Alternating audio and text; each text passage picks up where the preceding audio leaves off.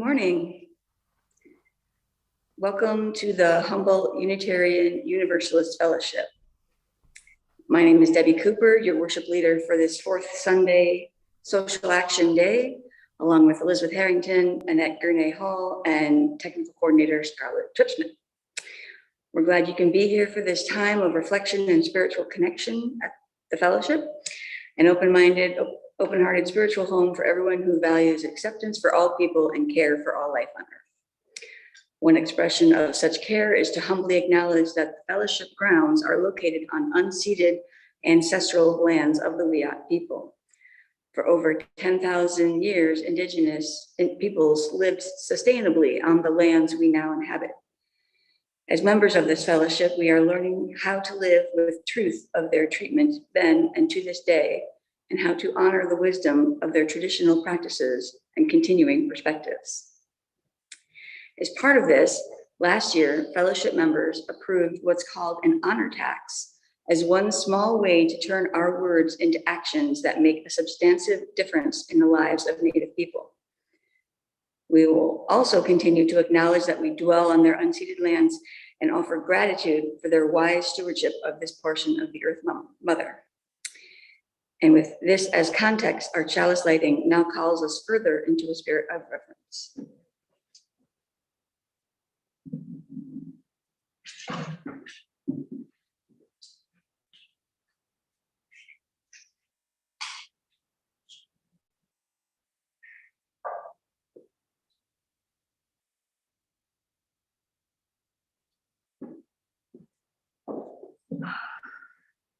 May the light we now kindle inspire us to use our powers to heal and not to harm, to help and not to hinder, to bless and not to curse, and to serve you, Spirit of freedom. And dear friends, it is our custom when a beloved member of our fellowship has died to pause at this time in our service. This morning, we do so to honor the memory of Taya Gast, who died on Friday. Taya was a longtime member of this congregation, one of the founders, involved in the life of this community, especially through the membership committee and other things. She will be greatly missed. Our thoughts go out to the Gast family and their close friends. A celebration of life service will be announced later on. We will no longer hear the sound of her voice, see the light in her eyes, or feel the touch of her hand. And so we extinguish the flame of our chalice to mark her physical death.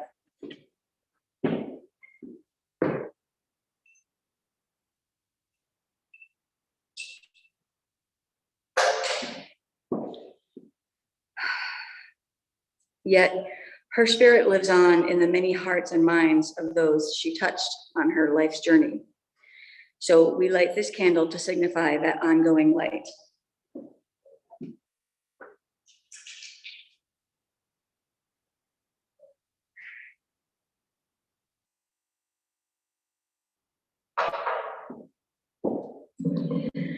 And because she is forever part of the spirit and fabric of this community that she helped sustain, we will relight our chalice to symbolize how her love and influence will go shining within us.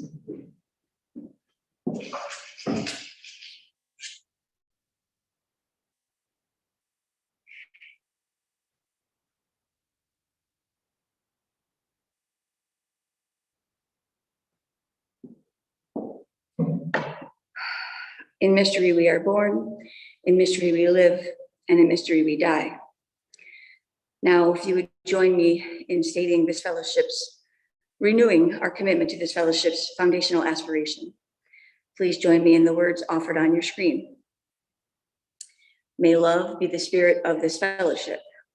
May the quest for truth be its sacrament and service be its prayer, to dwell together in peace, to seek knowledge and freedom, and to help one another in fellowship. This is our aspiration. And now is the time for all ages. Are there any younger folks who would like to make their presence known? If so, you or your grown-ups can put your names in the chat now, or let us know that you're here by putting up a Zoom reaction so that we can spotlight you and be together in that way. And if you're spotlighted yet don't care to be, simply hit the stop video button at the bottom left of your screen. Kids out there? We honor the children who are part of Huff and the child in all of us. The story today is called The Lunch Thief by Anne Bromley. Please enjoy this brief video.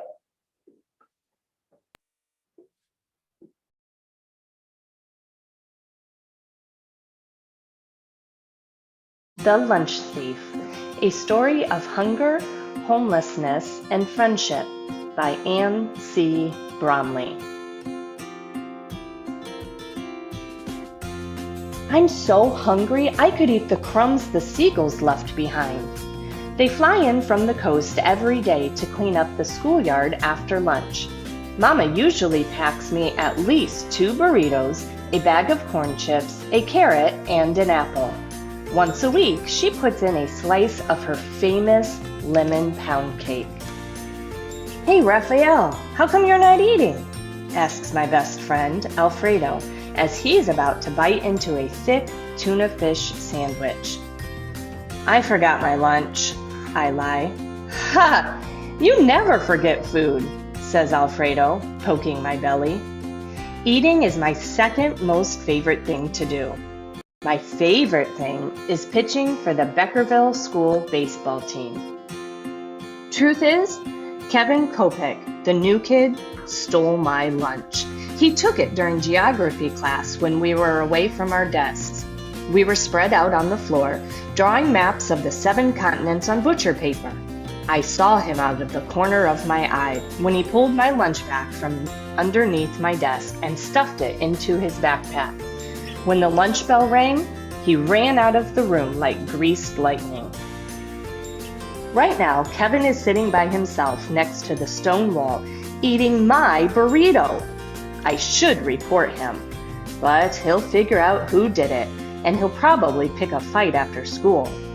He's tall and skinny, but he looks tough and fast, like maybe he could pack a mean punch. I may be big for my age, but I'm not a fighter. Mama says fighting is for cowards. When we're back in class after lunch, Kevin sits behind me. He pokes me in the back. Hey, doughboy, you got any candy in your backpack? Cut it out, I hiss back. What's your name anyway? Kevin asks. Raphael Muñoz. That's a funny name. No funnier than yours. I'll give you a quarter for some candy. He reaches into his pocket. Is that all you've got? I ask. For now, he says in a whisper. His scraggly hair almost covers his eyes. I don't have any candy. I don't have any food because somebody stole my lunch. I turn around when Mrs. Miller taps me on the shoulder. Kevin puts his head down on the desk.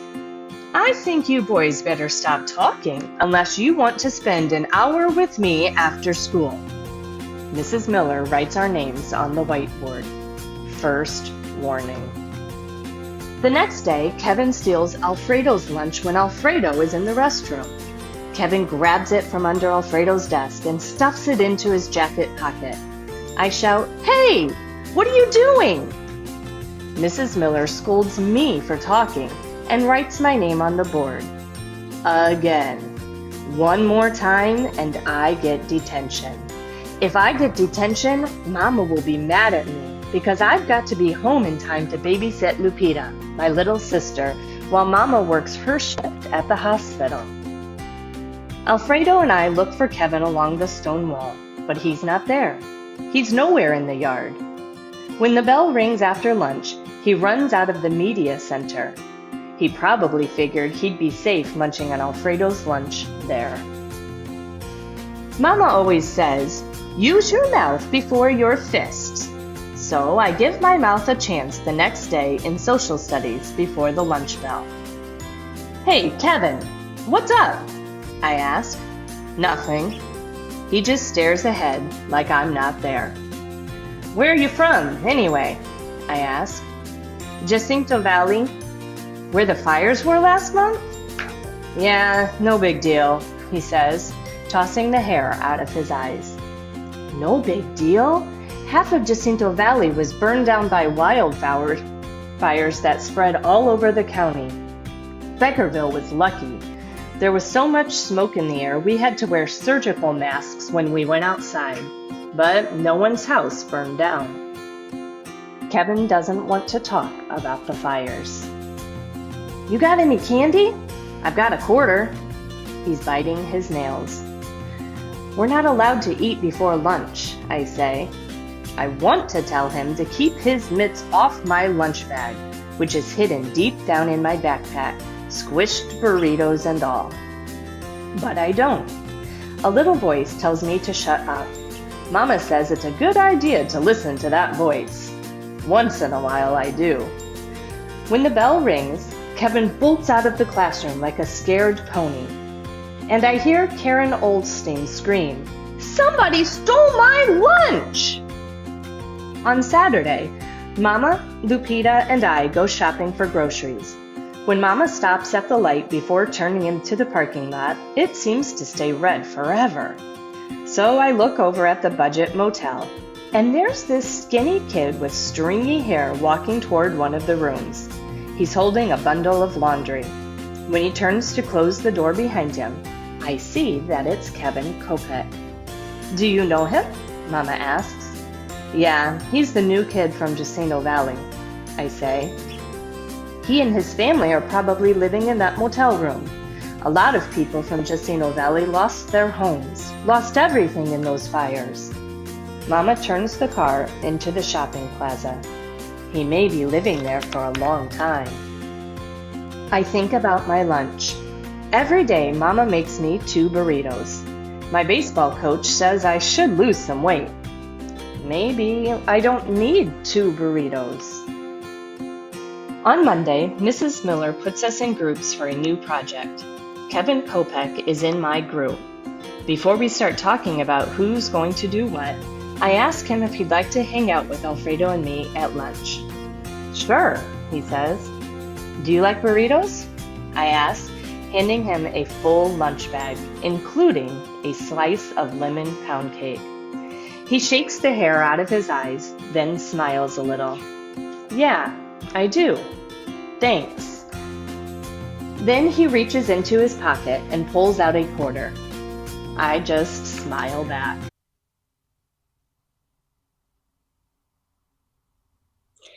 What a great story. I'm so glad Amy found this for us to share today. Thanks for being here, kids, and I hope you enjoyed our time together. And now, hope you have a wonderful day.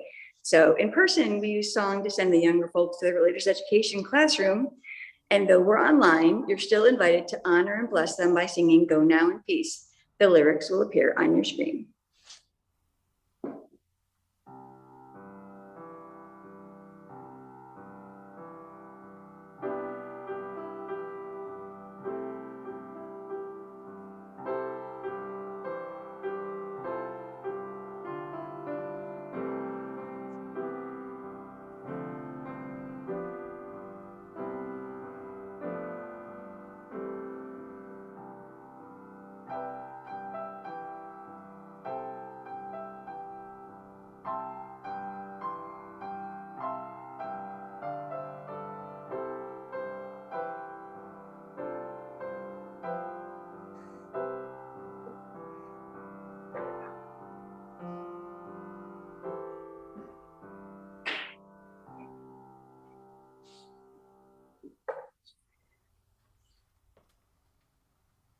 We are a welcoming and caring congregation.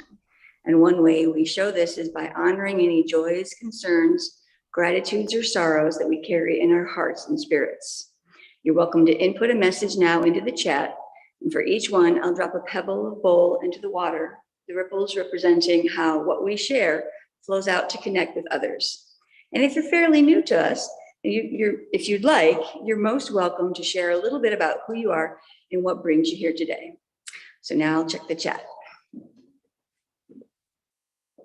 Thank you to Chip Sharp, Tina Marino, and Beverly Morgan Lewis for bearing our Huff and BLL manners yesterday, from Archie and Sue Mossman.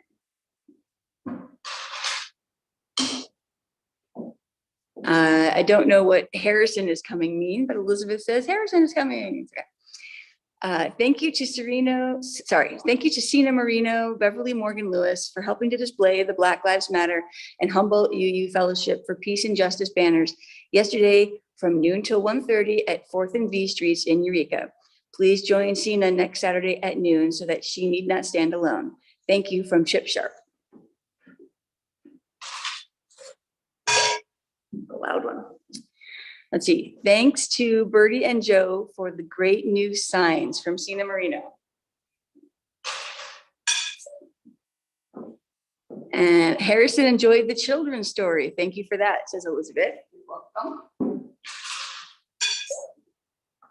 And the Sina said the banners for climate action. I think that's every, oh no, wait. Thank you to Sina Marino, John Schaefer, Margie Emerson, Joanna Welch, Kate McLean, Harriet Hill, and Joanne McGreta, Pat Carr for being at the plaza for Climate and Earth yesterday, from Archie and Sue Mossman. Is there any others? One from Sina for climate action. Another one from Archie and Sue Lee. Thank you, Joe, for making paddles for the CAC signs. Anyone else have something to share? No? Okay. I'm gonna drop one sparkly little marble looking one for Taya. I was able to see her on Thursday before she passed on Friday, so that was a blessing. And then let's take this big red looking rock for all the unspoken joys and sorrows and concerns that connect our beloved community. And now let us enjoy a moment of silence.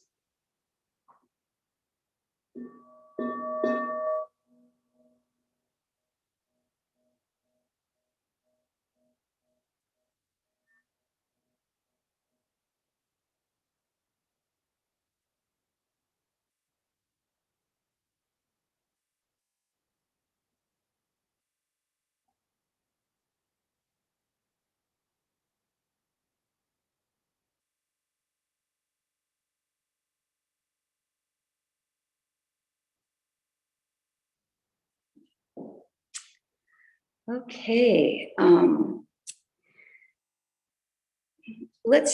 it's time to hear from Elisabeth.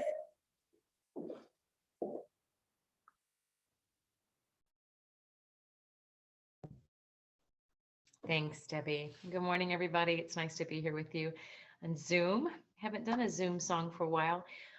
This is from our hymnal. It's a simple blessing. It's entitled "From You I Receive," and I'll sing through this 3 times. So if you want to sing along in your space, that'll be great. We can still enjoy the experience of making music together.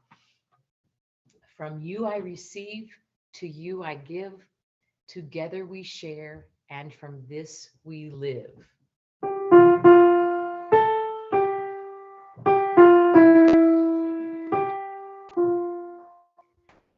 From you I receive, to you I give. Together we share, and from this we live. From you I receive, to you I give. Together we share, and from this we live. From you I receive, to you I give. Together we share, and from this we live. Blessed be, blessed be.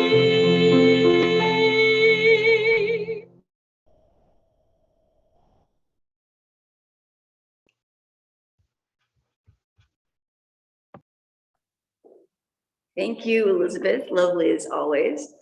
And now it is time to check in with Amy and our fellow congregants at the Food for People warehouse in McKinleyville. Amy? Good morning, everyone. Oh, perfect timing. I am here. Tom, you want to jump in and say hello to everyone? Oh, hi, everyone. Are they? I'm sure they are on Fellowship Way, right? Yep, exactly. Everyone's at home. So, yeah. We are here in McKinleyville at the Food for People warehouse, and we are elbow deep in canned goods, just sorting. And yeah, we've got a great turnout today. About 20 or so of us showed up. And plus 3 or 4 kids. Yep. It was awesome. Yeah. It still is awesome. So, yeah, what a good idea. So many people are hungry and so much food here. Yeah. It's a great feeling. So I'll take you on a little tour and just kind of tell you hello. We can say hello to all the people. Thanks. Chris. Yeah, I have to take off. Okay, thank you, Tom. Bye-bye. So let me just take you on a little tour here. Julie Ryan, their volunteer coordinator, was gracious enough to open up this space for us today. Sunday is not a typical working day for them, but we have come together and we actually serendipitously chose the same song to stand out in the parking lot together and sing, just as a reminder of all that we've received and all that we want to continue to offer. So let me take you on a little tour here and just show you who's with us and what we've got going on. Okay, flip my video around. So here we are in the warehouse. And I'm going to start putting people on video. I'm sure they're going to be so happy to be spontaneously on video. Jack, you want to wave and tell them what we got going on here? Are you in charge of mac and cheese duty? Excellent. And here's Miss Eden helping. All right. So this is just, if everyone wants to say hi, these are our Zoom folks. Everyone helping. Penny, you want to say hi? Max, this is all our people. So we're working hard, putting things into, Julie let us know that basically Food for People feeds about 12% of the Humboldt County population. So we're helping to put a dent in things today. And I'm going to go ahead and track down Julie and then let her tell us a little bit more about some of the long-term efforts going on here. And then I'll hand it back to you. So let me just track her down. Take a little walk with me. Can I pull you away for a minute? Is that okay? So this is Julie Ryan, the volunteer coordinator here at Food for People. Hello. And I'm just going to let her share a little bit about the work going on today. And thank you again for having us. So people listening at home, just would love to hear what you have to share. Hi, thank you all for being here physically and also from your home computers. Food for People helps serve about 12% of the community. So we feed about 16,000 people a month throughout in the entirety of Humboldt County. We have 18 different programs. About a third of the people that we serve are seniors. Another third of the people we serve are disabled. We serve a lot of children, and then we just serve a lot of families who their wages in CalFresh aren't enough to get by. So the donation sorting here today is really helpful because this adds to the variety that we're able to give folks. And in addition to the canned and dry goods that we're sorting today, we make sure people have fresh produce. We make sure that there's meat or vegetarian proteins, as well as like fresh dairy and fresh foods, so that people are getting a well-rounded assortment of groceries when they come here. Yeah, and you said something to me the other day. Sorry, I know there's a lot of background noise, everyone, but we'll do it enough. We'll step outside a little bit, just closer to the outside, so you can hear us without so much background noise. Moving. And you had mentioned that right now, just due to inflation, right? Mm-hmm. So what kind of donations are actually the most useful for Food for People? Okay, well, One of the things I've seen in this community is everyone's so generous, and I really believe that everybody has something to offer. So the hands-on volunteering today is a huge donation of people's time and energy. And seeing the little kids help today is really awesome. Canned and dry goods, shelf-stable foods are always a nice thing that are really helpful to us. And if you're ever saying, hey, like, it's hard for me to go to the store, but I can give a little bit of money. We have this amazing buyer named Karen, and she can take a $10 donation and turn it into $30 worth of food, which is really exciting. And a lot of times that $10 can go towards like the fresh produce or the milk or eggs or cheese, things like that. So, it's really kind of like whatever speaks to you. And, some of the things that are, if you don't have a lot of time or energy, or you're involved in another community organization, because we have so many awesome organizations up here, liking and sharing our social media posts is also something that's super easy to do and helpful. But I would say that just any of those like staple canned and dry goods are always helpful. And then also, if it's just easier for you to, donate through the website or donate money, and it's just really whatever speaks to you is always very much appreciated. There is in the back there. There is. Through that door and then to the left. Yes. Yeah. Sorry. Hey, all the different things. Just one more question, Julie. Sure. There's a campaign coming up, right, that people could get involved with if they wanted to?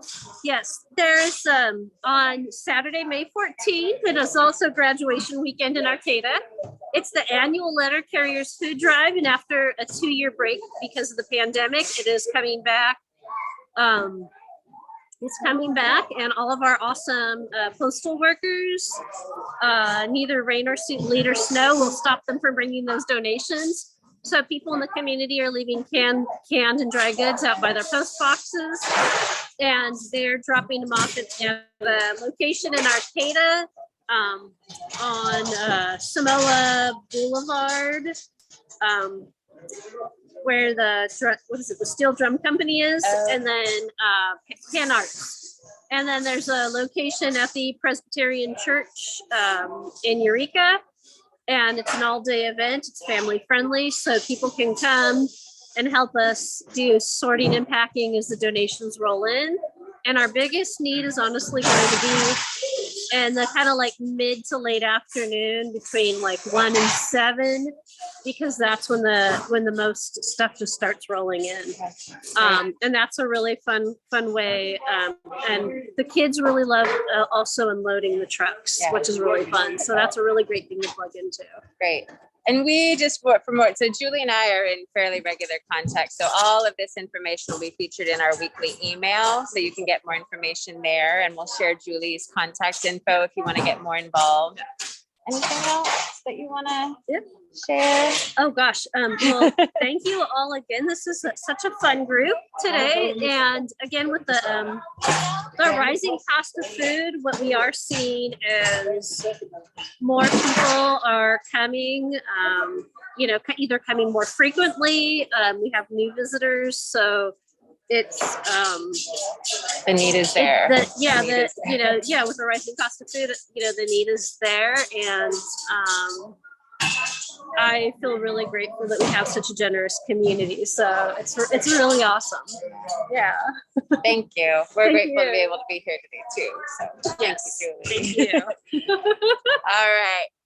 We'll sign off, but thank you again, everyone, for checking in on us, and thanks for supporting this effort. It really feels great to be able to roll up our, put our values into motion.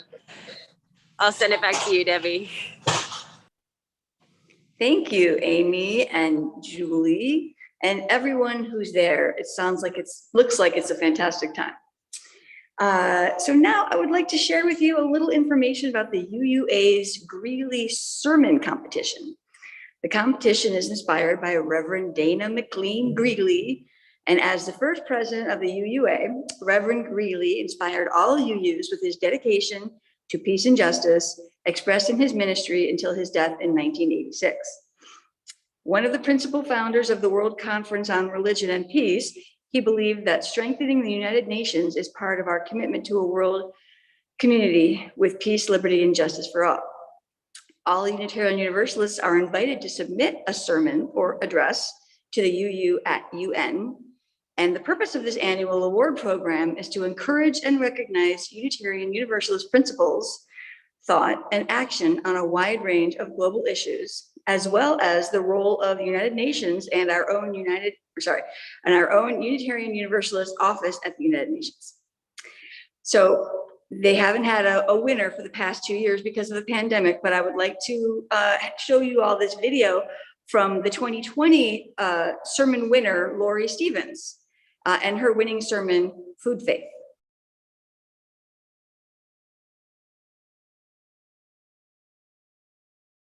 Hi there, my name is Lóre Stevens, and I'm here at the Harvard Divinity School Community Garden to read my sermon, Food Faith, which I submitted for the Unitarian Universalist Office of the United Nations Dana McLean-Greeley Sermon Competition. I really, really appreciate you taking the time to watch. Like many folks, I lost work when the pandemic hit. And like many, I turned to my community's food pantry, called Arlington Eats, here in Massachusetts. The food they safely delivered was surprising in both quantity and quality, bok choy in addition to boxed mac and cheese. However, having grown up on freezer food and microwave meals, I was a bit mystified by the less processed items.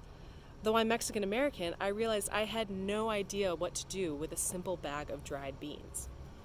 I had received generous help from this food pantry, but I needed a bit more to make use of their gifts. As grad students are wont to do, I began researching and found an incredible cookbook called Decolonize Your Diet, Plant-Based Mexican-American Recipes for Health and Healing. In it, author Luz Calvo informed me that, quote, cooking a pot of beans from scratch is a revolutionary act that honors both our ancestors and future generations, end quote. Stuck in my house, feeling useless and small as the crises of 2020 compounded around me, I began to learn that food was the one thing keeping me connected to people, power, and the planet. In 2011, Unitarian Universalists adopted a statement of conscience entitled Ethical Eating, on which the UU Office of the United Nations centered their most recent intergenerational spring seminar. The statement explained that the current American food culture harms the environment, animals, and humanity. Of course, humans are animals, and animals are in turn part of the environment. So in other words, we could say that our food culture harms Earth's entire interdependent web of being. Let's take a deeper look at these harms. First, the parts of the environment commonly considered non-sentient, the soil, water, and air. Fertilizers and overfarming degrade and erode the soil, making it harder for vegetation to take root and grow healthily. Pesticides and factory processes pollute the water. Methane and fuel emissions from our globalized food system choke the air. These in turn harm wildlife of the land, sky, and sea, increasing extinction rates and decreasing biodiversity. But our food culture most directly harms the livestock inside of it. Many of us have seen videos of the sickening conditions that cows, pigs, chickens, and other farm animals are subject to in concentrated animal feeding operations, also known as factory farms. The waste from these facilities runs off to pollute the local environment. The antibiotics and hormones injected into the animals to keep them alive and profitable negatively affects them and the humans who eat them. The humans directly in contact with our food production system are also harmed. From migrant farmers to slaughterhouse laborers to workers on the factory floor, illness and injury are more common than the healthcare needed to treat them. But for those of us who eat the food, the harm is no less real. In his book, Food Rules, Michael Pollan writes of two facts on which all the squabbling sides of nutrition science actually do agree. Quote, Fact 1. Populations that eat a so-called Western diet, generally defined as a diet consisting of lots of processed foods and meat, lots of added fat and sugar, lots of refined grains, lots of everything except vegetables, fruit, and whole grains, invariably suffer from high rates of the so-called Western diseases: obesity, type 2 diabetes, cardiovascular disease, and cancer. Fact 2. Populations eating a remarkably wide range of traditional diets generally don't suffer from these chronic diseases. End quote. The harmful Western diet disproportionately affects the poor and brown peoples to whom it is historically new. Calvo, the author of Decolonize Your Diet, writes that, quote, immigrant Latinas had significantly lower rates of breast cancer than U.S.-born Latinas. Moreover, the longer Latina immigrants lived in the U.S., the higher their risk for developing breast cancer. End quote. In her book, Recovering the Sacred, Winona LaDuke notes, quote, by the end of the 20th century, 1 in 8 Native Americans had diabetes, a rate that is twice that of the non-Indian population. End quote. Food, which should be life-giving, is killing us. And by poisoning food, we are killing life itself. In the film First Reformed, a despairing environmental activist asks his pastor, will God forgive us for what we've done to the planet?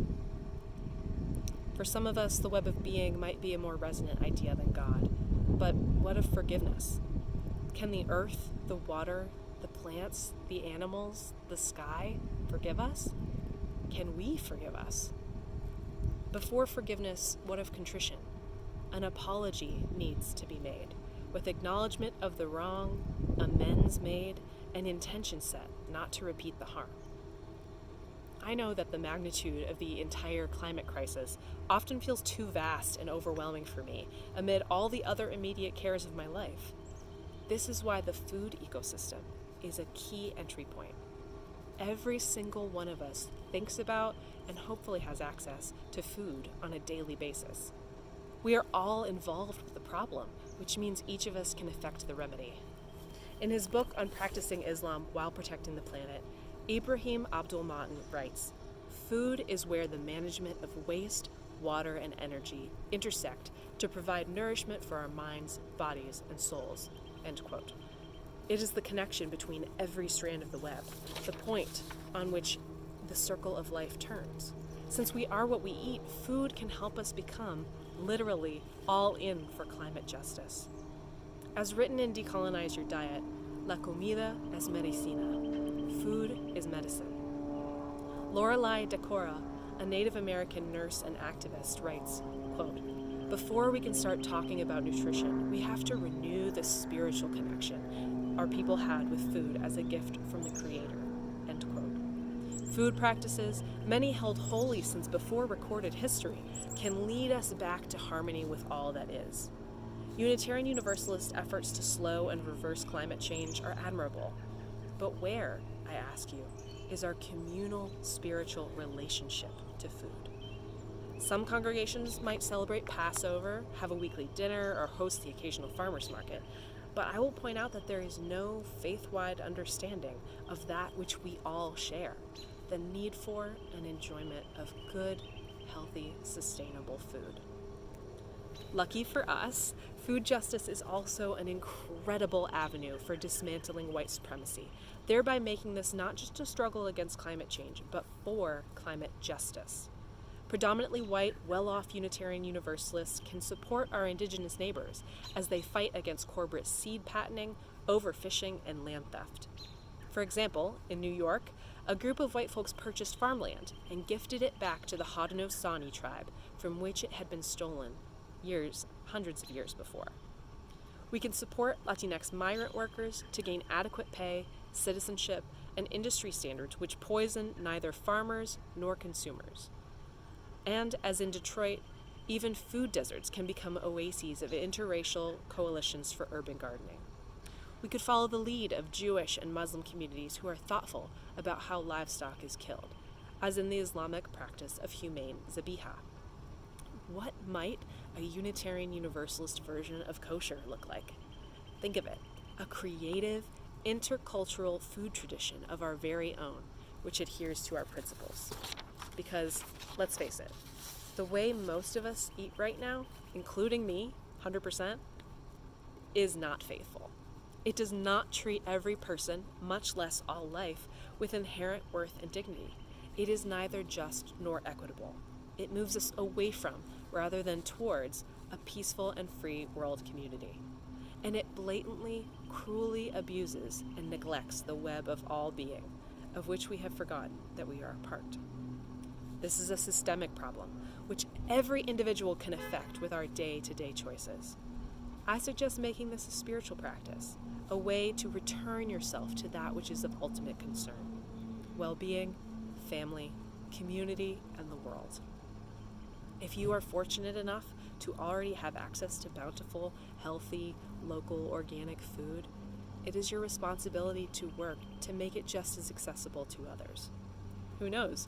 You might even end up feeding a hungry grad student through your local food pantry. A little friend come to visit. While I am certainly grateful to that food pantry for helping me survive 2020, I do not want to live in survival mode forever. I'm the mixed race, queer daughter of a divorced, lower middle class, Mexican-American mom. Like many, I grew up eating as much cheap and easy food as I could get. I've struggled with body image issues and eating disorders. You could say our culture is too. Slowly, I'm learning that what I eat matters.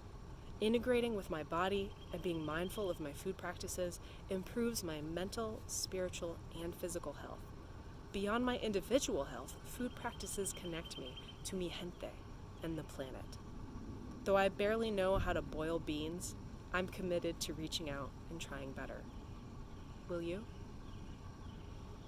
Our every molecule is composed of the air, water, and food we consume. By these, we are related to everything else on this once and future beautiful planet.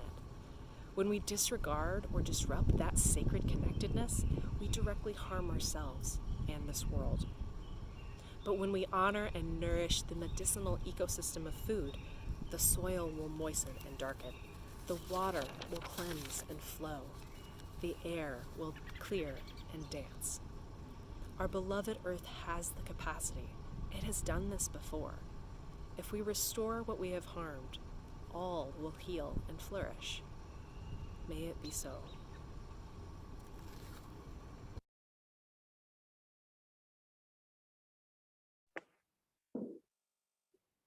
All right. So just a little information about our speaker today. Lóre Stevens is from Nashville, Tennessee. Her home congregation is the First UU Church of Nashville, where she worked as a membership coordinator and volunteered for the program and worship committee. Lóre is a student at Harvard Divinity School, where she is preparing for Unitarian Universalist ministry. She serves on many boards for the Harvard UU Ministry for Students. She identifies as bisexual mestiza, which is mixed race, Mexican American, and is an atheist mystic. As an opportunity to practice the spiritual art of generosity, this morning's offering will now be gratefully received as Annette Gurnee Hall blesses us with music. Annette.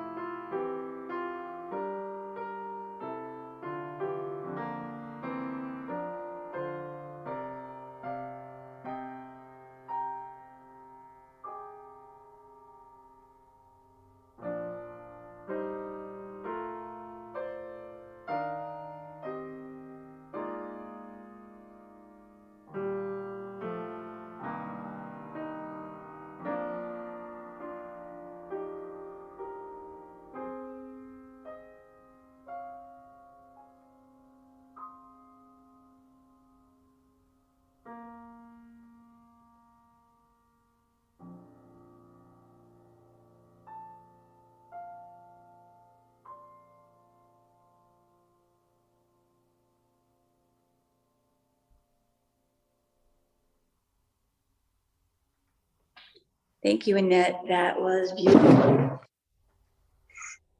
We are grateful for the gifts offered today and for all the gifts and blessings in our lives.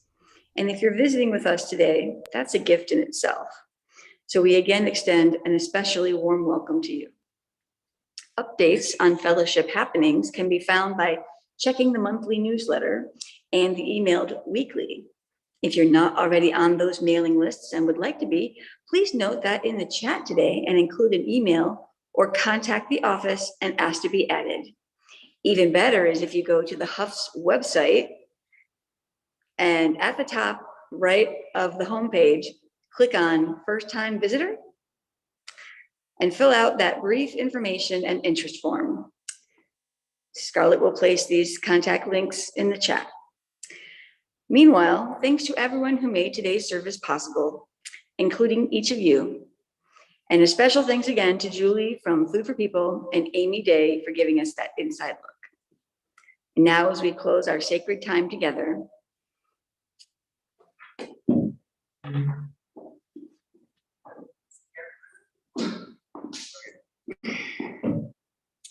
closing words by Edward Everett Hale. I am only one, but still I am one. I cannot do everything, but still I can do something. And because I cannot do everything, I will not refuse to do this something that I can do.